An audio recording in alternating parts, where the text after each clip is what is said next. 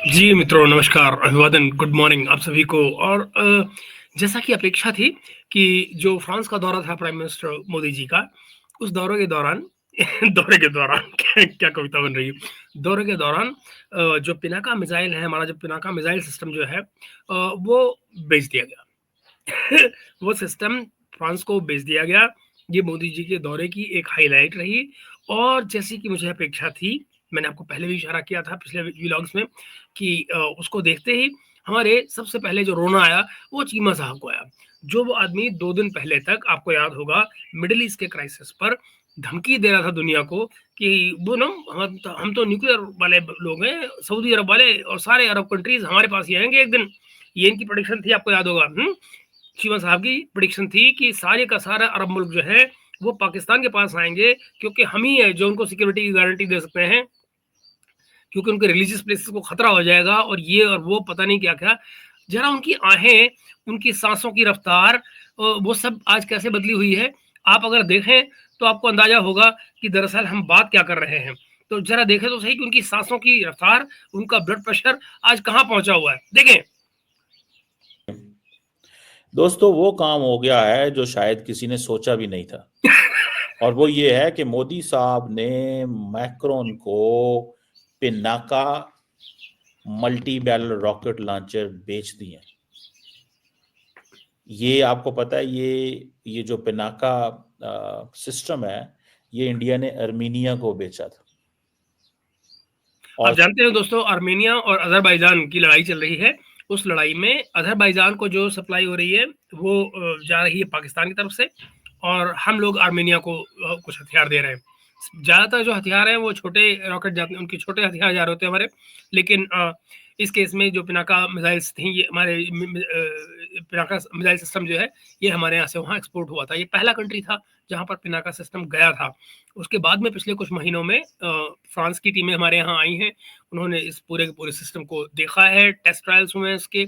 और अब इस दौरे के दौरान, जो पेरिस का दौरा था हमारे प्राइम मिनिस्टर का, उसके दौरान इसको फाइनल होना था और वो हुआ। और अब आप ये देखिएगा कि बहुत सारे ईस्टर्न जो ईस्ट यूरोपियन जो मुल्क हैं वहाँ पर इसकी ज़रूरत आएगी, लोग इसको लेंगे। फ्रांस के लेने का मतलब ये है कि आपके लिए एक एक छोटी नहीं, एक बहुत बड़ी खिड़की खुल गई है। इससे हमारे प्रोडक्ट के ऊपर दुनिया का भरोसा आएगा। जो पोटेंशियल खरीदार हैं वो ये देखेंगे कि भाई जो प्राइमरी टेस्ट है वो फ्रांस कर चुका है और उनको सही पाया है, इसलिए उसने खरीदा है। तो ये हमको कोई 21,000 करोड़ की बात आ रही है यहाँ पे। तो 21,000 करोड़ जो है, जो भारत को इसमें कमाई होने जा रही है। तो आप जरा आगे देखिए, इनका रोना पीटना अच्छा खासा चलेगा इसमें। सुनने में आ रहा है कि इंडिया जो है ये डील उसने साइन कर ली है। हम्म। एक्सपोर्ट कर रहा है 21,000 करोड़ रुपया। 21,000 21,000 करोड़ रुपया कमाएगा India from its defence export. ये भाई ऐसे बता रहे हैं, ये टोटल कॉस्ट बता रहे हैं, ऐसे बता रहे हैं जैसे सही सारा प्रॉफिट है। सारा का सारा प्रॉफिट नहीं होता भाई, उसमें लागत भी है। खैर, मगर इससे परे असली चीज जो देखने की है वो ये कि इससे हमारे लिए पोटेंशियल का एक बहुत बड़ा दरवाजा खुलता है। हम एक जो बड़ी हथियारों की जो मंडी है उसमें आकर खड़े हो जाते हैं और हम अपने प्रोडक्ट को शो ऑफ करना शुरू कर रहे हैं। शो ऑफ करने के लिए इससे बड़ी शो विंडो आपको शायद न मिल पाए जो फ्रांस के जरिए मिली है। अब इंडिया रशिया का जो खतरा है, खौफ, रशिया के खौफ को बेचेगा यूरोप के ऊपर। India is thinking another way, in a way. पहले दुनिया इंडिया को डराती थी। आप जरा इस बात को गौर से देखिएगा। मैं इस बात को इसलिए नहीं कह रहा हूँ कि भारत के खिलाफ जाता है या हक में जाता है, ये नहीं कह रहा हूँ मैं। मगर ये जो स्टेटमेंट दे रहे हैं कि भारत दुनिया को रशिया का खतरा बेचेगा, इस बात को जरा यहाँ गौर कीजिएगा, क्योंकि इसका रेफरेंस आपको इस वीडियो में आगे आएगा और आपको ये पता लगेगा कि चीमा साहब जो है वो किस तरह से अपनी ही बात को काट रहे होते हैं, अपने ही उसी शो में जिसमें वो एक बात कह रहे होते हैं, उसी को बिल्कुल उल्टी बात जो है उसी शो के दौरान कह रहे होते हैं। जरा देखिएगा, मतलब कई कई थ्योरीज एक ही बात के ऊपर, कई कई थ्योरीज एक ही शो में आ जाती हैं और वो सारी की सारी थ्योरीज जो है जनरली एक दूसरे को काट रही होती हैं, कंट्राडिक्ट कर रही होती हैं। पाकिस्तान से दुनिया इंडिया को डरा रही है चाइना से, और इंडिया ने फैसला किया है कि आप यूरोप को डराओ रशिया से, और उसमें जो मौजूदा अमेरिकी। अच्छा दोस्तों, इसमें भारत का क्या रोल है? क्या भारत ने यूक्रेन की लड़ाई शुरू कराई?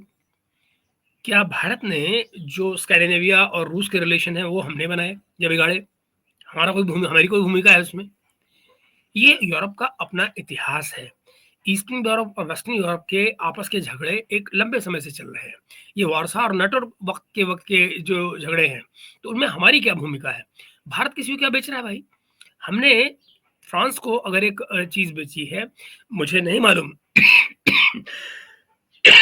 सॉरी, मुझे नहीं मालूम कि दरअसल जो थर्ड पार्टी एग्रीमेंट जो होता है इन पार्टियों के साथ में, जब आप किसी को कोई चीज़ एक्सपोर्ट कर रहे होते हैं, तो एक थर्ड पार्टी एग्रीमेंट होता है। उसमें जो टर्म्स एंड कंडीशंस होती हैं वो ये कि भाई आप उस प्रोडक्ट को फर्दर किसी को बेच सकते हैं, नहीं बेच सकते। मुझे नहीं मालूम कि फ्रांस के साथ में उसकी क्या हालत है, मगर यहाँ पर चीमा साहब ने उस चीज़ को प्रिज्यूम किया है। इन्होंने पहले से ही अंदाज़ा लगाना शुरू कर दिया है कि उसमें क्या है क्या नहीं है। तो ये आपको आगे ये भी बता रहे हैं आगे कि फ्रांस जो है वो फर्दर आगे ईस्टर्न यूरोप के ममालिक को, कंट्रीज को भेज देगा। तो वो मुझे बड़ा बेतुका सा लगता है, लेकिन मुझे ये जरूर लगता है कि अगर फ्रांस ने इसको लिया है तो खुद हमारे लिए वो एक बड़ी अचीवमेंट इस लिहाज से है कि कम से कम इससे हमारे लिए एक प्लेटफॉर्म खुल गया है, एक दरवाजा बहुत बड़ा खुल गया है, जहां से हम फिर फर्दर मंडी को एक्सप्लोर कर सकते हैं। जो हथियारों की मंडी है वहाँ हमारी जो पहचान है वहां पर वो एस्टेब्लिश हुई है एक बड़े क्लाइंट के जरिए। एडमिनिस्ट्रेशन है वो अपना किरदार अदा कर रही है। वो किरदार इस तरह अदा कर रही है कि वो कह रही है कि हम आपके साथ खड़े नहीं होने वाले। मैं पुतिन को कहूंगा कि तुम अपना जो फैसला करना है कर लो। अब देखिए दोस्तों, ये अजीब किस्म की पॉलिटिक्स है। ये कह रहे हैं कि एज इफ कि अमेरिकन भारत के साथ में मिलके दुनिया को ये संदेश दे रहे हैं कि या तो भारत से हथियार खरीदो सिक्योरिटी के लिए अपनी, और अदरवाइज जो है हम तो तुम्हारे पर हमला करवा देंगे पुतिन से कह के। वो बेसिकली ये कह रहे हैं कि भाई इसमें अमेरिकन जो है वो अपना किरदार ये अदा कर रहे हैं कि अमेरिकन जो हैं वो दुनिया को डरा रहे हैं, नेटो को डरा रहे हैं, अपने ही नेटो पार्टनर्स को डरा रहे हैं कि भाई या तो रशिया को कह दूंगा कि तुम्हारे पर हमला कर दे, वरना भारत से हथियार लो, जो कि ऐसा है नहीं। बट मैं आपको यही कह रहा हूँ ना कि ये बातें आप सुनिए, कैसी बातें, कैसी थ्योरीज, वाइल्ड किस्म की थ्योरीज जिनका कोई सिर पैर नहीं। मगर हाँ, ये बस चीमा साहब है। मोदी साहब एक तरफ पिनाका सिस्टम भी बेच गए फ्रांस को, और दूसरी तरफ से उनके साथ न्यूक्लियर रिएक्टर्स पे भी मुआहदे कर रहे हैं। अब जरा सोचो, क्या न्यूक्लियर रिएक्टर्स पर मुआहदे हमारे पहले से नहीं है? मतलब 2023 से चल रहे हैं न्यूक्लियर। इनफैक्ट आपको मतलब 70 से चल रहे हैं। तारापुर का जो हमारा एग्रीमेंट हुआ था पहला न्यूक्लियर रिएक्टर सप्लाई का, न्यूक्लियर उसकी यूरेनियम वगैरह की सप्लाई का, तो तब से चला रहा है। तो फ्रांस से हमारे जो रिलेशन है वो लेट 60s, इनफैक्ट 64 में हमारे डिप्लोमेटिक रिलेशन एस्टेब्लिश हुए थे, और तब से ले चले आ रहे हैं। और हमने डिफेंस की पार्टनरशिप हमारी फ्रांस के साथ में हमेशा से लगातार मजबूत होती रही है। तो और फ्रांस ने कभी हमको छोड़ा नहीं है। अच्छी बात यह है कि फ्रांस ने कभी हमारा साथ छोड़ा नहीं। तो हमारे उनसे रिश्ते भरोसे के और एक लॉन्जेविटी में एक लंबे समय से चले आ रहे हैं। तो उनको उसी परिदृश्य में देखा जाना चाहिए, ना कि इस तरह से जिस तरह से ये छोटी छोटी बातों के मतलब निकालने की कोशिश कर रहे हैं, जिनकी कोई बेमानी है बातें। अब फ्रांस जो है उसकी कंपनी और इंडियन कंपनी जो है वो सरफेस टू एयर मिसाइल्स बनाएंगे। जय हो। इंडिया हैमर मिसाइल्स बनाने जा रहा है, जिसकी टेक्नोलॉजी इंडिया के साथ फ्रांस शेयर करेगा।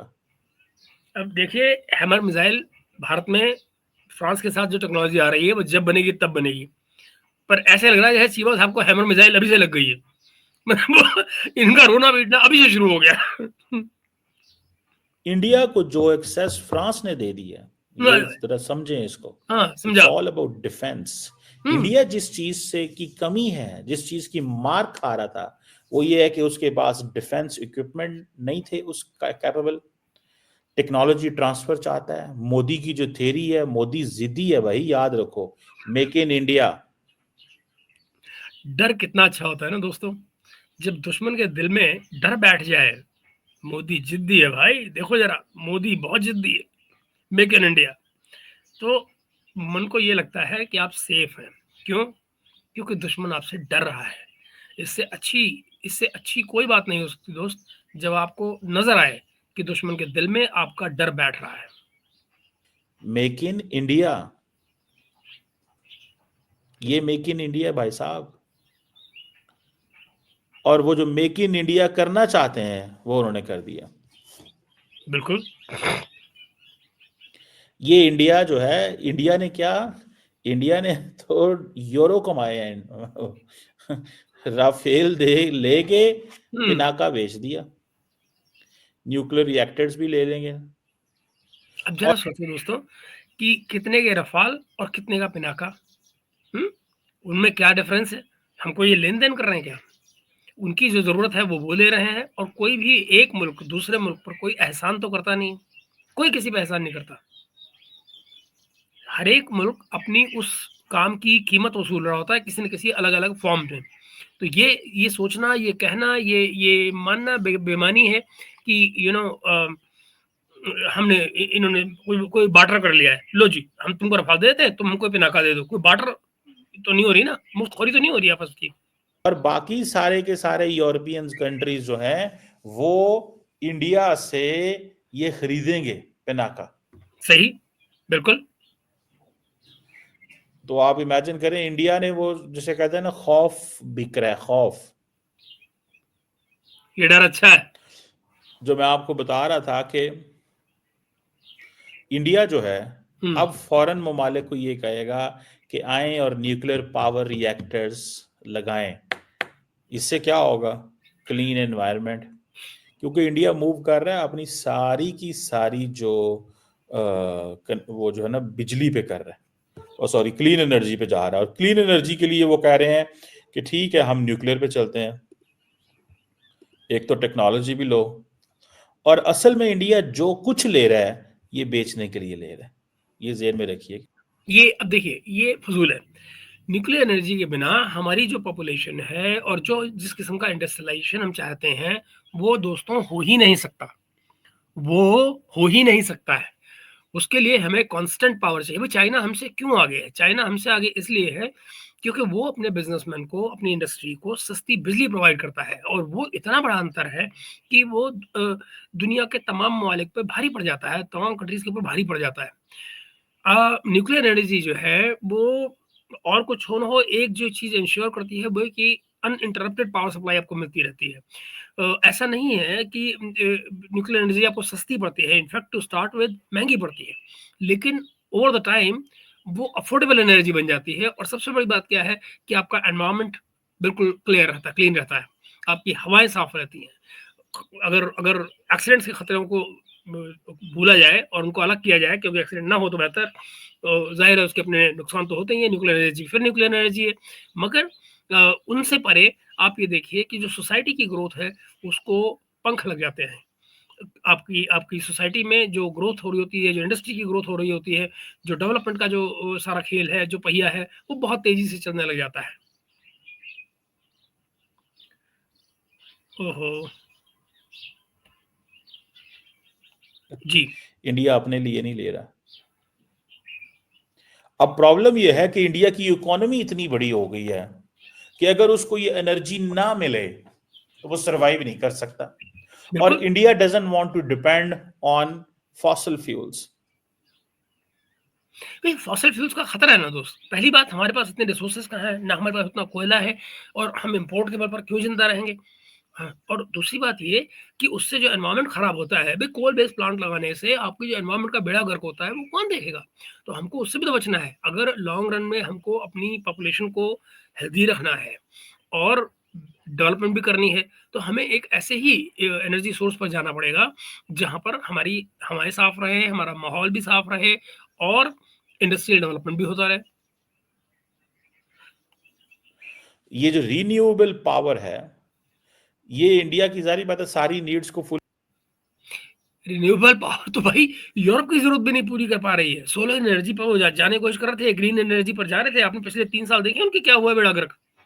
बाइडेन ने जो न्यूक्लियर प्लांट बंद किए, यूरोप ने जो न्यूक्लियर प्लांट बंद किए, आज वहाँ पॉलिटिकल पार्टीज खड़ी हो गई है, पॉलिटिकल मूवमेंट खड़ी हो गई है। भाई जर्मनी में एएफडी की क्या मांग है? यही तो मांग है कि भाई सारे न्यूक्लियर प्लांट जो थे हमारे दोबारा खोलो, हमारी पब्लिक जो है बर्बाद हो गई सारे चक्कर में, कि ग्रीन एनर्जी आपके पास है नहीं, उस लेवल पे आप प्रोड्यूस कर नहीं सकते। सोलर एनर्जी का जो कैपेसिटी है वो लिमिटेड है, ऐसे ही वाटर जो हाइड्रोलिक जो एनर्जी है वो भी लिमिटेड है, हाइड्रो एनर्जी। तो फिर आप लोगों की जो जरूरतें कैसे पूरी करेंगे? फुलफिल नहीं कर सकते, ये सारी नीड्स को फुलफिल नहीं कर सकते। लेकिन न्यूक्लियर पावर जो है वो इंपॉर्टेंट है। अभी फ्रांस और अगर फ्रांस और अमेरिका अगर न्यूक्लियर प्लांट्स इंडिया में बनाते और लगाते हैं, मुझे ये बताएं कौन सा मुल्क पीछे रह जाएगा? हर मुल्क कहेगा। अब इंडिया अपने कवानीन बदल रहा है, India is changing its laws, अपने कवानीन बदल रहा है।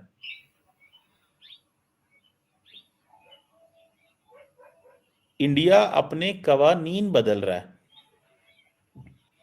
ताकि जो फॉरेन न्यूक्लियर कंपनीज हैं वो इंडिया आए। यही इंडिया ने, अब देखें मोदी साहब ने नया एग्रीमेंट कर लिया है ऑन न्यूक्लियर रिएक्टर्स। किया वैसे इन्होंने 2023 में था, लेकिन अब ये जो अमेरिका ने सैंक्शंस हटाई हैं, ये सारी चीज जो है वो उनको मौज करा गई।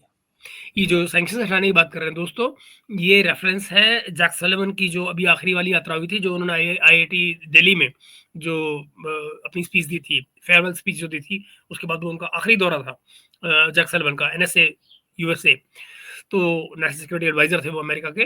तो अभी जब वो लास्ट मंथ बोल कर गए हैं यहाँ पर, तो वहाँ पर उन्होंने तमाम चीज़ें हटा ली थी। तो वो एक महीना, जाहिर है हमारे यहाँ जब डेट प्लान हुई है जाने के लिए, तो वो इसी तरह से हुई है कि उससे पहले अमेरिका के साथ में तमाम सेंक्शंस हटवा के फिर आप जा रहे हैं इसको करने के लिए। तो टाइम फ्रेम तो आप खुद अपने लिए तय करते हैं, डेट लाइन आप खुद तय करते हैं अपने लिए और अपनी चीज़ों के मुताबिक करते हैं। तो वो भारत ने किया है, तो सैंक्शंस हट गए हैं, अब हम एग्रीमेंट करने जा रहे हैं।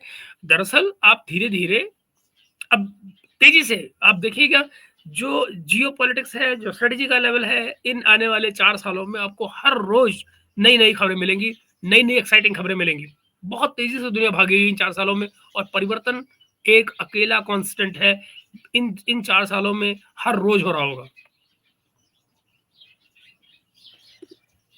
और आपको पता है पाकिस्तान का जो न्यूक्लियर प्रोग्राम है उसके ऊपर तो वैसे ही क्वेश्चन मार्क लगाए जाते हैं, बातें की जाती हैं कि जनाब इन्होंने हमें क्या दिया है, ये क्या है, ये किस तरह करेंगे, ये कैसी चीजें हैं ये। अच्छा दोस्तों, ये क्या कोई क्वेश्चन मार्क क्यों न लगाए? पिछले 15 दिन में ये चीमा साहब 3 प्रोग्राम कर चुके हैं, ये बताते हुए कि मिडिल ईस्ट के क्राइसिस में हम सऊदी अरब की हेल्प करेंगे, और मैं नहीं बताऊंगा कि हम कैसे हेल्प करेंगे, हमारे पास है एक जादू की छड़ी। क्या है वो जादू की छड़ी भाई?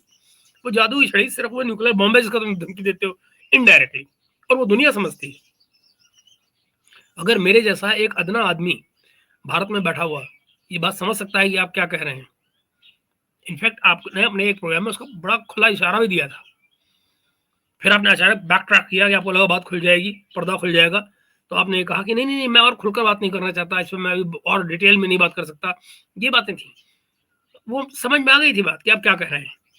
तो दोस्तों, जब पाकिस्तान और पाकिस्तान के ऐसे एक्सपर्ट्स ये धमकियां देनी शुरू कर दें दुनिया को कि हमें मौका लगा तो हम सऊदी अरब की मदद करेंगे, उनके रिलीजियस प्लेसेस की सेफ्टी के लिए हम जो है वो बम दे देंगे उनको, न्यूक्लियर, तो भाई फिर तो दुनिया डरेगी ना। जो क्वेश्चन मार्क है वो एक नहीं 50 लगेंगे उसके बाद आपकी कैपेसिटी के ऊपर, और इसीलिए दुनिया आप पे सैंक्शंस भी लगाती है, इसीलिए दुनिया लगातार निगाह रखती है कि भाई आप लोग क्या कर रहे हैं क्या नहीं।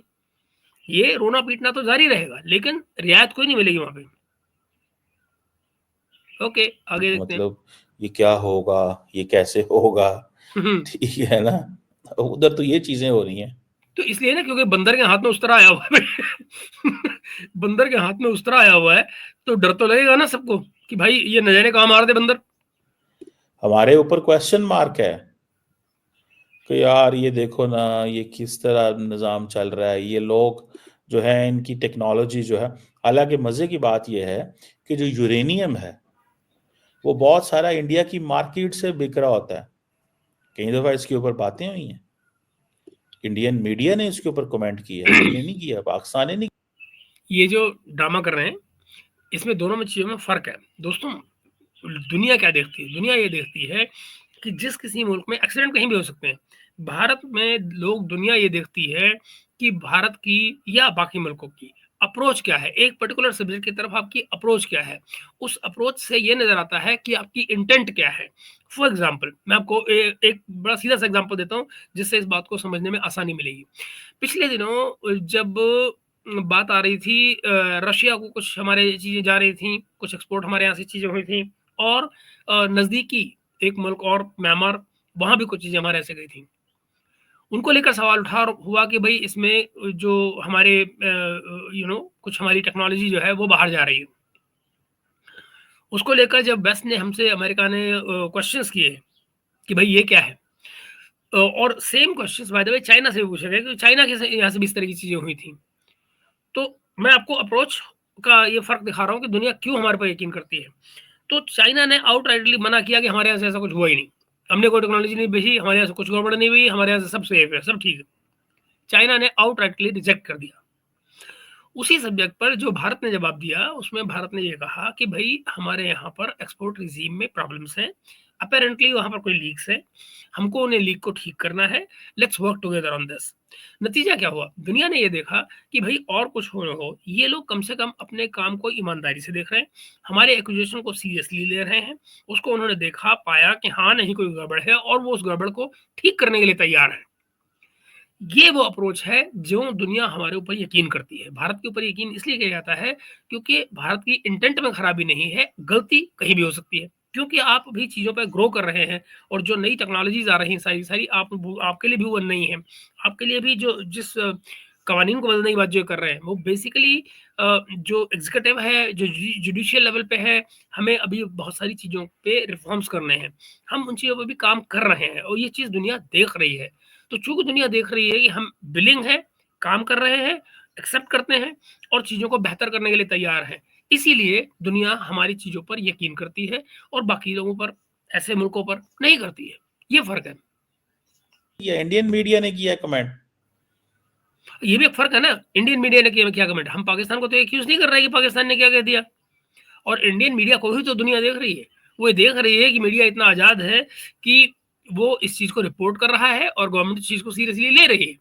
तो इससे क्या पता लगता है कि भाई इंटेंट लेकिन खराब सवाल नहीं। यही पैदा होता है। तो मैं कहने की कोशिश ये कर रहा हूँ कि ये जो बात कह रहे हैं चीमा साहब, ये फंडामेंटली गलत है। कि दुनिया हम पे यकीन करती है, उसके बेसिक रीज़न ही यही है कि भई मीडिया आज़ाद, मीडिया रिपोर्ट कर रहा है, सरकार सीरियसली ले रही है और जो लोग क्वेश्चन उठाते हैं, उनको भारत की सरकार जवाब दे रही है और एक रैशनल जवाब दे रही है कि भई नहीं, अगर कोई कमी है, तो we are ready to work on it, we are working on it and let's work together on it.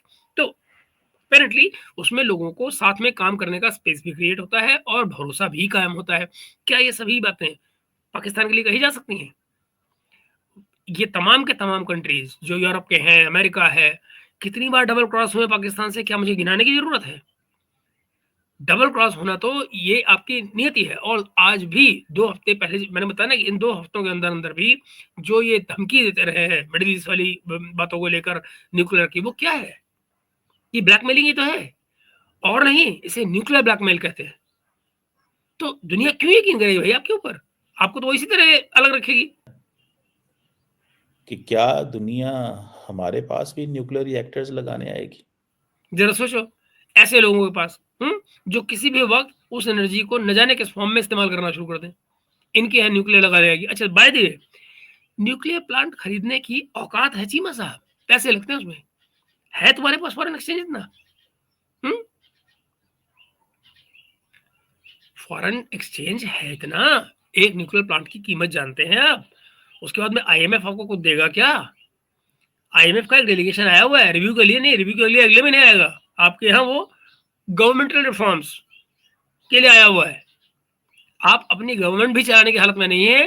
उस गवर्नमेंट में गवर्नमेंटल सिस्टम्स में जो चीज़ें खराब हैं, उनको ठीक कराने के लिए आईएमएफ का डेलीगेशन आया हुआ है। यहाँ तक कि जुडिशरी से मिल रहा है, चीफ जस्टिस से मिल रहा है आपकी। जानते हैं आप? ज़रा आईएमएफ का एग्रीमेंट पढ़िए अपना, जो पिछला हुआ है।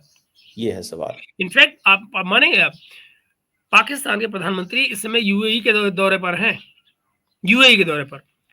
मुस्लिम ममालिक पाकिस्तान के मेन फंडर में से एक, उसकी रिपोर्ट नहीं आ रही है पाकिस्तान चाइना में या पाकिस्तान के चीमा साहब के यहाँ, मोदी साहब के पीछे लगे, मोदी साहब के पीछे लगे हुए। क्या दुनिया ऐसा करेगी? ये है सवाल। दुनिया क्यों करेगी, पागल है?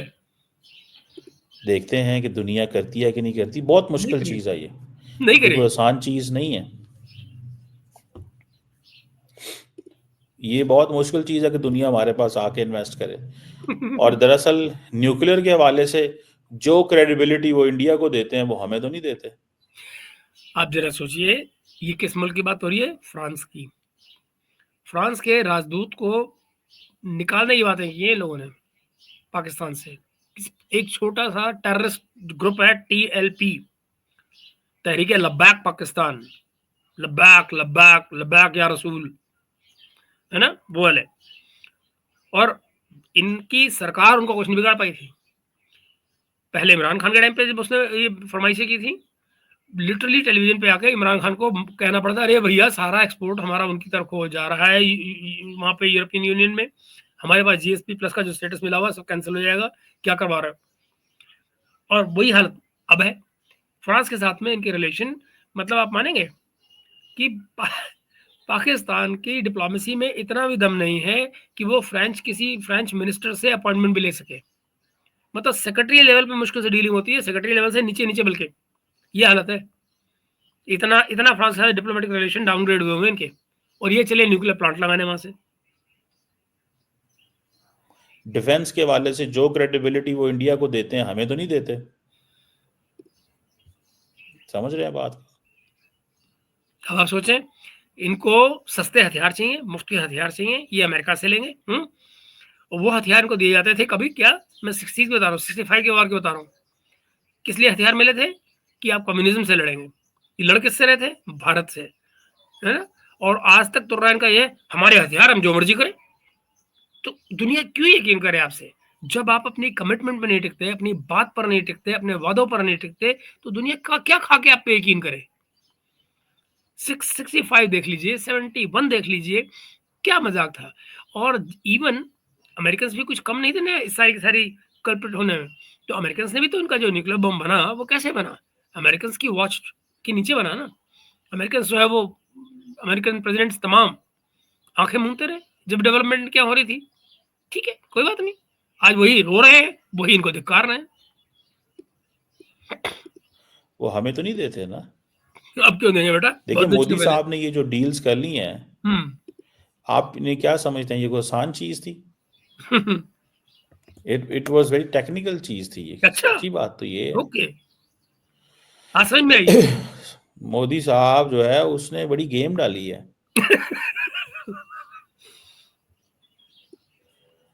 और इसी चीज में ये जो डिफेंस डील्स उन्होंने कर ली हैं, पिनाका बेचना, it was a difficult thing. Okay, बहुत ही मुश्किल काम था। और मैं आपको अगर लिस्ट गिनाऊं कि जो पूरे का पूरा एक डिफेंस इंडस्ट्रियल रोड मैप जो कि 2024 में एग्रीड हुआ था, दोनों मुल्क जो हैं वो स्कॉर्पियन सबमरीन्स के ऊपर काम कर रहे हैं। इंडिया में इंडिजनाइजेशन के ऊपर काम हो रहा है, इंटीग्रेशन DRDO की एड इंडिपेंडेंट प्रोपोजल जो कि P-75 स्कॉर्पियन सबमरीन में लगने हैं, इस चीज में वो लगे हुए हैं।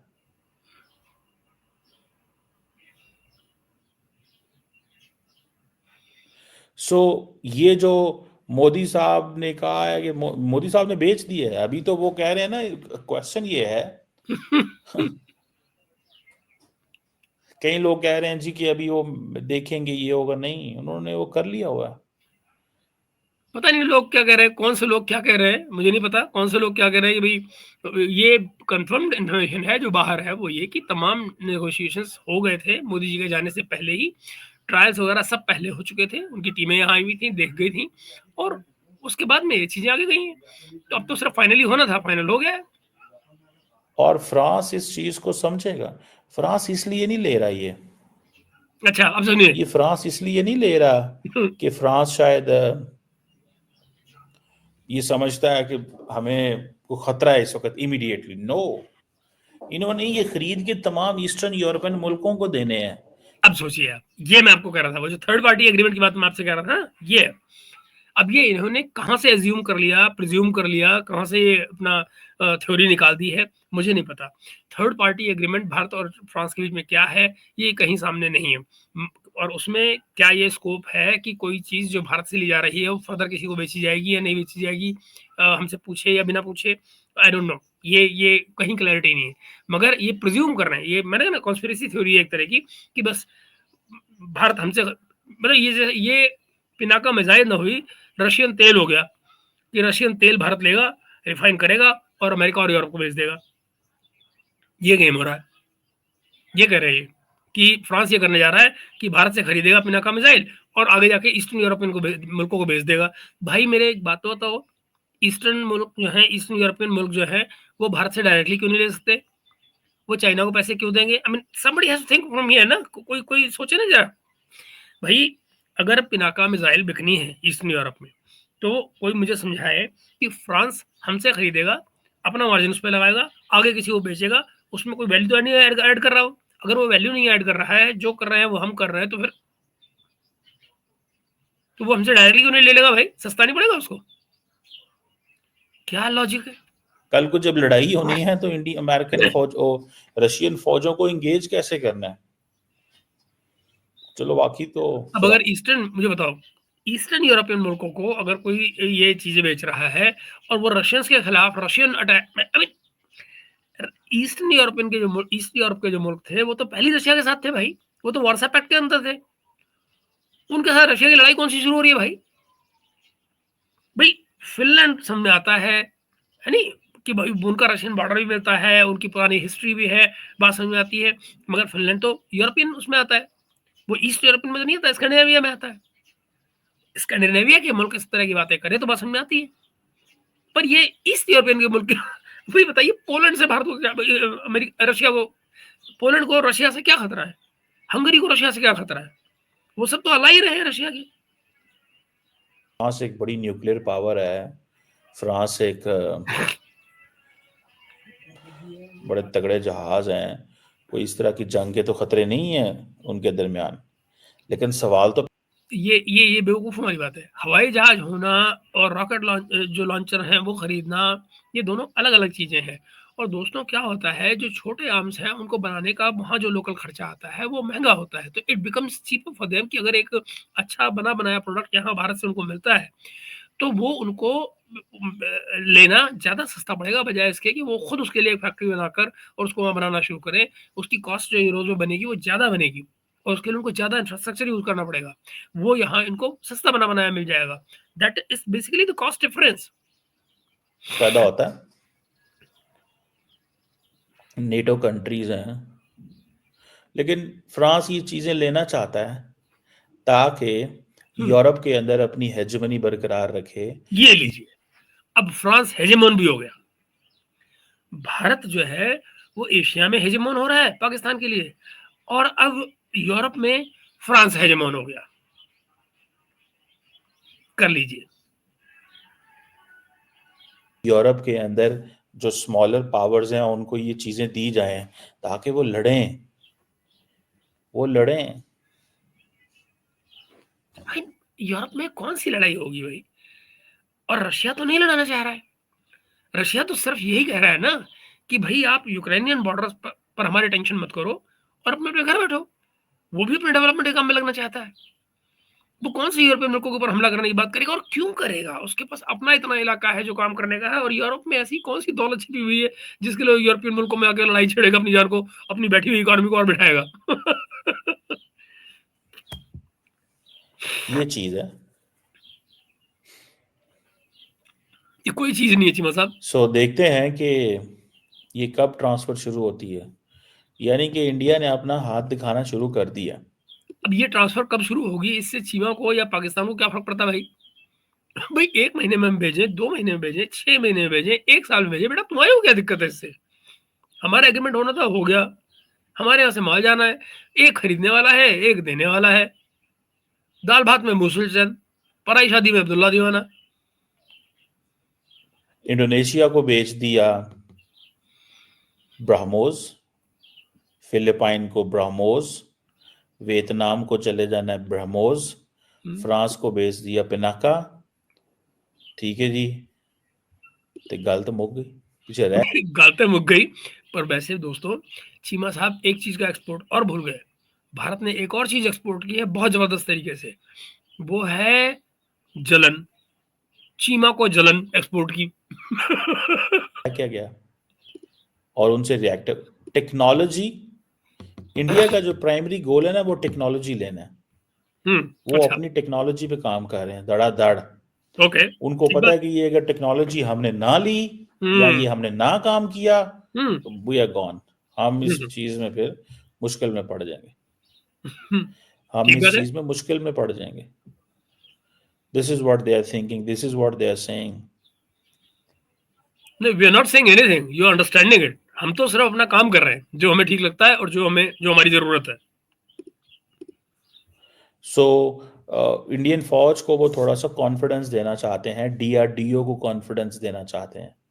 और सबसे बड़ी बात जो है अभी क्या आ कुछ रहा दिन है पहले तक ये डीआरडीओ नहीं कि बोल पाते थे। इंडिया जो है ये अरे डील हाय। उसने साइन कर ली है। फिलिपाइन को ब्राह्मोस, वियतनाम को चले कॉन्फिडेंस देना चाहते हैं। हम्म और सबसे बड़ी बात जो है, इंडिया चाहता है कि कहीं ना किसी तरीके इंडिया जो है वो न्यूक्लियर सप्लायर्स ग्रुप का मेंबर भी बने। जब न्यूक्लियर सप्लायर ग्रुप का मेंबर, वैसे ये बात हमारे को अच्छा रहेगा हम एनएसजी ग्रुप में अगर आ जाए। लेकिन सच्चाई यह है दोस्तों कि जब से सिविल न्यूक्लियर डील हुई है, तो हमको दरअसल वो सब बेनिफिट हैं हमारे पास जो एनएसजी के लोगों के पास हो सकते हैं। एनएसजी ग्रुप के तमाम बेनिफिट्स भारत को अवेलेबल है, ऐसा नहीं है कि हमारे पास वो नहीं है। तो इसलिए हमें कोई, इसीलिए आपने देखा होगा पिछले सालों में भारत ने एनएसजी को लेकर कोई बड़ा शोर नहीं मचाया है। तो वो इसीलिए नहीं मचाया है क्योंकि हमको बाकी चीज़ों पे काम करना था और हम उसके पीछे नहीं पड़ना चाहते थे, क्योंकि जो कुछ हमें वहाँ से चाहिए वो हमको इन एनी केस मिल रहा है। बनेगा तो फिर आप देखें कि उनके पास तो सारी ऑप्शंस खुली रहती हैं। दूसरा, आपको पता है India is very much ready to change its nuclear doctrine from no first use to first use. ये देखिए, असली मुसीबत ये यहाँ पे है, असली मौत इनको यहाँ आ रही है। और मुझे पल्ले ही नहीं पड़ता ये कौन सा मुल्क ये बात को लेकर डर रहा है। वो मुल्क जो पहले दिन से कह रहा है कि हम तो फर्स्ट यूज करेंगे। पाकिस्तान ने कभी भी, भारत ने 50 बार इनको ऑफर की है कि नो फर्स्ट यूज की एक एग्रीमेंट आपस में कर लेते हैं। पाकिस्तान ने हमेशा रिफ्यूज किया। आज इनको उसी चीज का बहसता रहा है कि भारत ने न्यूक्लियर, मतलब हम नहीं करें और ये करने का हक रखें, ये चाहते हैं एक तरफा। पाकिस्तान फर्स्ट न्यूक्लियर स्ट्राइक का हक रखना चाहता है, और अगर भारत कह दे कि नहीं हम भी रखते हैं, तो उनमें इनकी नानी मर जाती है। ये आई मीन अजीब ही है इनका हिसाब किताब। इसके ऊपर उन्होंने पहले बड़ा काम किया हुआ है, जरूर। पहले बहुत काम किया हुआ उन्होंने, और वो और करना चाहते हैं। From no first use to first use. Hmm America का जो इस वक्त चाइना का खतरा है, मुझे ये बताएं कि उसको कौन देखेगा। चाइना के खतरे को देखते हुए, चाइना के खतरे को देखते हुए कौन ये फैसला नहीं करेगा कि हाँ जी अलाउ कर दो। तो इसमें प्रॉब्लम क्या है? अगर हमको अपनी जान को खतरा नजर आएगा, और हमने कौन सी किसी से दुनिया में अंतरराष्ट्रीय, हमने तो ये अपने आप से प्रॉमिस किया था कि भाई हम पहली न्यूक्लियर स्ट्राइक नहीं करेंगे। तो चूंकि वो प्रॉमिस हमारा हमसे था, तो वो तो हम कभी भी चेंज कर सकते हैं। वो हमारी मर्जी है। हमने कोई दुनिया से थोड़ी कहा, हमने दुनिया को कहा हुआ है कि हम नहीं करेंगे, and that's what we are standing with. लेकिन अगर हमें अपनी जान को खतरा आ रहा है और हमें लगता है कि चाइना हमारे को डोमिनेट करेगा, या फॉर दैट मैटर हमको शायद चाइना से उतना खतरा ना हो जितना पाकिस्तान से है क्योंकि नियत में शक जो है वो पाकिस्तान की किया जाता है। तो विल सी, उस केस में इसको चेंज किया जाएगा, और चेंज होना चाहिए टू बी ऑनेस्ट। ऐसा क्यों हो, एक स्पेशली एक ऐसे मुल्क के खिलाफ जो पहले से ही कहता हो कि हमारे पास, हम फर्स्ट न्यूक्लियर स्ट्राइक का हक रखते हैं। तो ऐसे मुल्क के खिलाफ तो हमें अपनी चीजें बनानी पड़ेंगी ना। हमें अपनी डॉक्ट्राइन ऐसी ही रखनी पड़ेगी जिसमें हम ऐसे मुल्क को तुरंत पनिश कर पाए अगर हमें लगे कि ये कुछ गड़बड़ कर सकता है, गड़बड़। अलाउ कर दो, किसको अलाउ कर दो? ये allow, by the way, disallow किसने किया है? किसने ये कहा है भारत से कि आप पहली न्यूक्लियर स्ट्राइक नहीं कर सकते? कौन सी ऐसी ट्रीटी है, कौन सा ऐसा एग्रीमेंट है, कौन सी ऐसी बंदिश है जो भारत के ऊपर है भाई? ये भारत की अपनी मर्जी है भाई, ये भारत की रिस्पॉन्सिबिलिटी दिखाता है चीमा साहब। अलाउ और डिसअलाउ करना क्या होता है भाई? किसने अलाउ करना हमारे को? कर दो फजूल की बात। इनको, इंडियंस को, अगर ये फर्स्ट यूज अपने की तरफ जाते हैं, ये फर्स्ट यूज की तरफ जाते हैं तो चले जाएं। मित्रों, ये कितनी फूहड़ बात है। मतलब ऐसी कौन सी संस्था है जो इस पर रोक लगाती है? और वो अगर कोई ऐसी संस्था है तो उसने पाकिस्तान पे रोक क्यों नहीं लगाई? ऐसी कोई संस्था नहीं है, ऐसी कोई ट्रीटी नहीं है, ऐसा कोई समझौता नहीं है, ऐसा कोई एग्रीमेंट नहीं है। ये फजूल की बकबक है, मुझे नहीं पता क्या है। ये अटर नॉनसेंस है जो बकवास कर रहे हैं। अगर ये फर्स्ट यूज की तरफ जाते हैं तो चले जाएं, हमें कोई इतराज नहीं है। अगर ये मतलब मेरे घर में कोई चीज रखी है, मैं उसका क्या इस्तेमाल करूंगा वो हमें दुनिया से पूछना पड़ेगा। क्यों भाई? क्यों? कमाल है। फर्स्ट जाना है तो चले जाएं, कोई इतराज नहीं है। तो वो इंडिया तो सारे का सारा अपना स्ट्रेटेजिक पोस्टर चेंज कर रहा है, डॉक्ट्रिन चेंज कर रहा है। उन्होंने कहा जी फर्स्ट यूज उनका हक है। सही। और मोदी साहब ने ये कर जाना है। मैं आपको बात बताऊं, मोदी साहब ने फर्स्ट यूज कर जाना है। और कर उन्होंने क्यों जाना है? To give a message. Cheema Sahab, किया वो जाता है जो पहले ना हो चुका हो। बात समझ में आई? थोड़ा डरो इस बात से। किया वो जाता है जो ना हुआ हो। याद नहीं राजनाथ सिंह जी ने क्या कहा था? इससे पहले जो आर्मी चीफ थे वो क्या कह गए? सोचो, डरो, डर अच्छा है। कि जी बीजेपी ही धमाके किए थे, बीजेपी ने ही माजी में धमाके किए थे, और बीजेपी ही कुछ आइंदा इस तरह की चीज करेगी। ये चीज है। इतनी चीज मत खाया करो चीमा साहब। देखते हैं कि हाउ थिंग्स अनफोल्ड, चीजें कैसे अनफोल्ड होती हैं, चीजें कैसे होती हैं, क्या होता है। एक बड़ा, वो जिसे कहते हैं ना कि एक बड़ी चीज है। ये सारा करना कराना की कोई आसान काम थोड़ी है। तो ना करो। करना कराना कोई आसान काम थोड़ी है। बहरहाल मुझे ऐसे लगता है कि जो लोग हैं जो इस वक्त नरेंद्र मोदी को सारे का सारा दे रहे हैं, सपोर्ट दे रहे हैं, आइडिया दे रहे हैं कि हमें डिफेंस पे किस तरह काम करना चाहिए, ये वही लोग हैं। जरा गौर से सुनना दोस्तों, ये बदमाशी क्यों करने जा रहे हैं? ये इसको जरा जो कह रहे हैं ये गौर से सुनना। यहाँ पर ये फिर हमारे अपने अंदर एक फूट डालने जा रहे हैं। मैं आपको दिखा रहा हूँ ये क्या करने जा रहे हैं। देखिए, ये एक खूबी है चीमा साहब की, बिना कुछ बताए चुपके से ये ना इस तरह की साजिशी हरकतें करते रहते हैं। देखिए जो मोदी साहब ने पिक किए हैं, हाँ देखिए, इन दी आर्म फोर्सेस, सीडीएस, ये सीडीएस, डीआरडीओ, फिर नेशनल सिक्योरिटी एडवाइजर, ये इनका काम है। इन लोगों ने बेसिकली ये पुश किया हुआ। अब देखो आपको पता है नेशनल सिक्योरिटी एडवाइजर जरूर फ्रांस जाता है, और देखिए मिनिस्टर जाए ना जाए। आपने कभी सुना? हमने एनएस से नेशनल सिक्योरिटी एडवाइजर फ्रांस जरूर जाता है, डिफेंस मिनिस्टर जाए ना जाए। अब देख रहे हैं, ये बदमाशी है। आगे देखिए, भी देखे डिफेंस मिनिस्टर साथ मोदी साहब? कभी नहीं होता। क्यों डिफेंस मिनिस्टर साथ नहीं जाता? क्यों डिफेंस मिनिस्टर अकेले जाता है? क्यों नेशनल सिक्योरिटी एडवाइजर जाता है और जयशंकर जाता है? बस वहीं से आपको पता चल जाना चाहिए, वहीं से आपको पता चल जाना चाहिए कि क्या माइंडसेट है, क्या सोच है, किस अंदाज से कर रहे हैं। इसमें क्या माइंडसेट है, क्या सोच है चीमा साहब? मतलब पूरा खानदान जो है हवाई जहाज भर के चल देना चाहिए। सरकार में किसी को घर पे नहीं रहना चाहिए, यहाँ पे किसी को नहीं होना चाहिए है। पूरी सरकार हवाई जहाज में बैठे और चल दे, ऐसे होना चाहिए। मेरा बस चले तो मैंने इन तीनों को भी एक साथ जाने पे रोक लगा दूं कि भाई अलग अलग जाया करो। ये पाकिस्तानी न जाने कहाँ क्या साजिश कर रहे हो। कभी भी इतनी बड़ी मिशन पर 3 बड़े लोग एक साथ कम जाते हैं भाई, दुनिया में नहीं होता ऐसे। और जाते हैं तो अलग अलग जाते हैं। मैं भी नहीं जानता कि होता है हमारे भी जो तीनों हैं वो अलग अलग जाते हो, या फॉरेन मिनिस्टर और डोवल साहब पहले चले जाते हो, या अलग साथ में जाते हो, अलग अलग जहाज़ों में जाते हो, बट ये होना चाहिए हमेशा।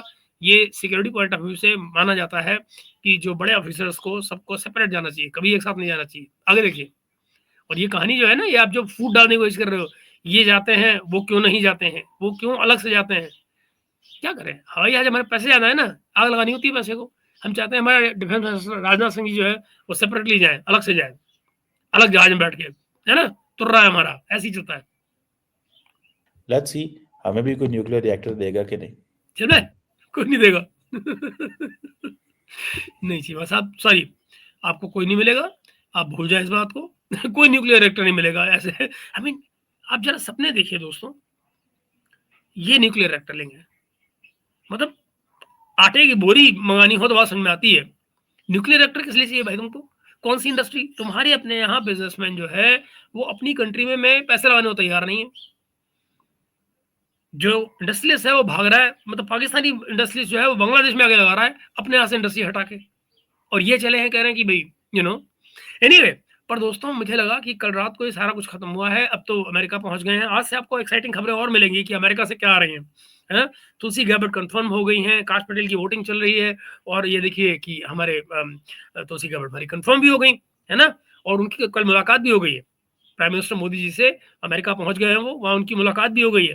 तो ज़रा देखिए, खेल जो है बड़े प्लेटफ़ॉर्म पे अब शुरू होगा। आने वाले 2 दिन, आज और कल जो है, इनको आप ज़रा देखिएगा, ये बड़े ही रुचिकर होने वाले हैं। आज ख़ास तौर पे दिन में जो है, दिन में भी क्या, आज देर शाम को आपको खबरें आनी शुरू होंगी ज़बरदस्त। तो उन खबरों को लेकर हम एक बार फिर से आपके साथ शामिल होंगे, और तब तक मेरी दरख्वास्त होगी आपसे कि आप इस प्रोग्राम को देखने के बाद में चीमा की तमाम सोच पर और प्रोग्राम की सोच की जो जो है, उस पर अपने कमेंट दीजिएगा थीम पर, और हम फिर अपनी बातचीत को आगे जारी रखेंगे। चैनल को सब्सक्राइब कीजिएगा अगर आपने नहीं किया हुआ है, और लाइक कीजिएगा, शेयर कीजिएगा वीडियो को। हम मिलते हैं अगले वीडियो में, शायद दिन में ही किसी वक़्त, जैसी कोई खबरें आती हैं हम और बात करेंगे, और वरना शाम को तो मिलेंगे ही। Bye bye for now, have a lovely day.